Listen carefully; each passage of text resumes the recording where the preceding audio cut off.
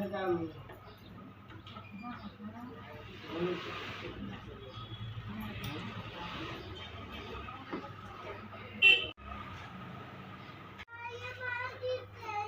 मित्रांनो, स्वागत आहे तुमच्या एका नवीन व्हिडिओमध्ये। सकाळचे 9:40 झाले। सर्वांना गुड मॉर्निंग। आजचा व्लॉग सुरू करतोय सकाळी। तर 8 दिवसानंतर गावावरून आलोय। तर आज जायचं आहे झोमॅटोमध्ये कामाला। तर 8 दिवसाच्या सुट्ट्या झाल्या आहे, तर पूर्ण भर काढायची आता। तर अर्निंग करावं लागणार आहे आज उद्या परवा। तर काल येता 1100 रुपये खर्च झाले मित्रांनो। तर डॉक्टर अजून सलाईन लावायला म्हणत होता। आज परत बोलावलं होतं, पण आम्ही निघून आलो काल। तर काल डॉक्टरांनी पुन्हा आम्हाला लुबाडलं। जसं मंडाले डॉक्टरने आम्हाला 3,500ला लुबाडलं होतं, तसं काल टाकेजच्या डॉक्टरने लुबाडलं। तर फक्त 2 जुलाब आणि उलटी झाली होती, त्याच्यासाठी आम्ही डॉक्टरकडे गेलो। तर डॉक्टर म्हणे सलाईन लावा। तर गोळ्या औषधच घ्यायला पाहिजे होते, पण आम्ही हेच म्हणलं जाऊ एक सलाईन लावू, 500 रुपयात होऊन जाईल। पण त्यांनी काय केलं माहिती का, पुरे 800 रुपये लुबाडले, म्हणजे 1100 रुपये लुबाडले।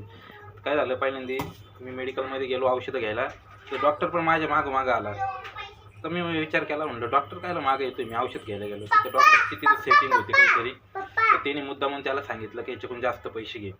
तर माझ्याकडून त्याने पूर्ण 590 रुपये घेतले। बाकीचे लोक जायचे ना सलाईन लावण्यासाठी, 250 रुपयात त्यांना औषधं देत होतं, तेच औषधं, आणि माझ्याकडून डायरेक्ट 590 रुपये घेतले।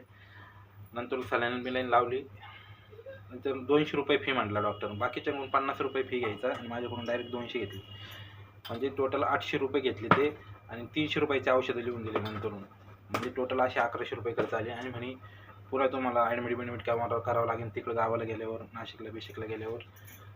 तर आम्ही म्हटलो नाही, आम्ही तिकडंच जाणार आहे।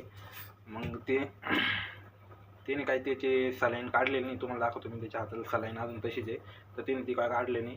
काल मग 3दा त्याने सलाईन टोचले, ते दोन्ही हातावर टोचल्या। तर त्याच्याकडून काय सक्सेस त्याला सापडत नव्हती, काय करत मुद्दा म्हणून आजारी होण्यासाठी अजून हे करत होता, कडाडा येण्यासाठी। तर तिने 2 वेळेस मिस्टेक केला, आणि तिसऱ्या ठिकाणी मी सलाईन लावली, तुम्हाला दाखवतो मी। तर रक्त निघलं होतं काल त्याच्या हातातून। आता पुन्हा आज काढायला जायचं डॉक्टरकडे, दुसऱ्या डॉक्टरकडे जावं लागणार, कारण आम्ही आता नाशिकला आलो आहे। तुम्हाला दाखवतो मी। तर शिवम इथं झोपला आहे बघा, त्याच्या हाताला इथे सलाईन लावली आम्ही। हां का, तर आज त्याला घेऊन जायचं काढायला। नाही खात का, जाऊ दे।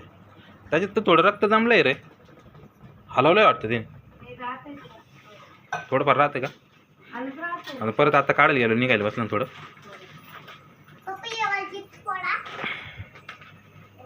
तर सकाळी चिप्स मागत होता, रडत होता, तर आणले त्याला चिप्स थोडे।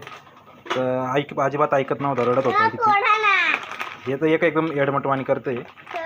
आज येतो फोडून, येतोच आहे का। तर सकाळीच कुरकुरे मागत होता, रडत होता अर्धा तास। सकाळी गेलो आणायला, हां देतो। आणि इकडे थोडे बनाना आणले।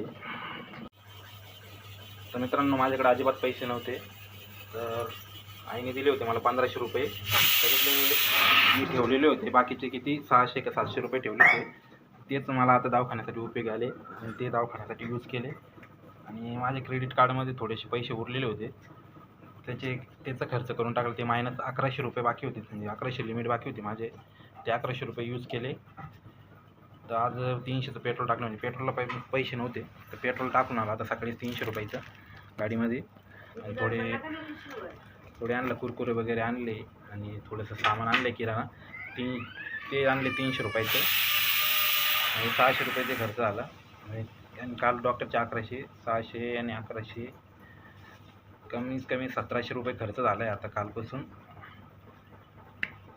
आता जायचं आहे कामावरती दुपारी, तर जाऊ दुपारी कामावरती। आणि आता याला त्या डॉक्टरकडे पुन्हा न्यायचं आहे, म्हणजे ती सलाईन आता कालच काढून घ्यायला पाहिजे होतं, पण तो काल डॉक्टर ऐकानाच, येड्यासारखं करायला लागलं, आम्हाला म्हणायला लागला तर तुम्हाला ॲडमिट करावं लागू शकते, तुम्हाला दुसरं परत सलाईन लावावं लागू शकते, तर तुम्ही ते राहू द्या म्हणे। तर आम्ही ठेवलं होतं, तर काल काही जुलाब झाले नाही, तर बघू आता त्याला नेतो, काढून घेतो दवाखान्यात जाऊन। तर डॉक्टर पण लय खरामखोर असते, लुबाडते मित्रांनो, येड्यात काढते। आजार छोटा असतो पण मोठा करते, पण पैसे लुटण्यासाठी। आता काल लुबाडलं आहे मला डॉक्टरने।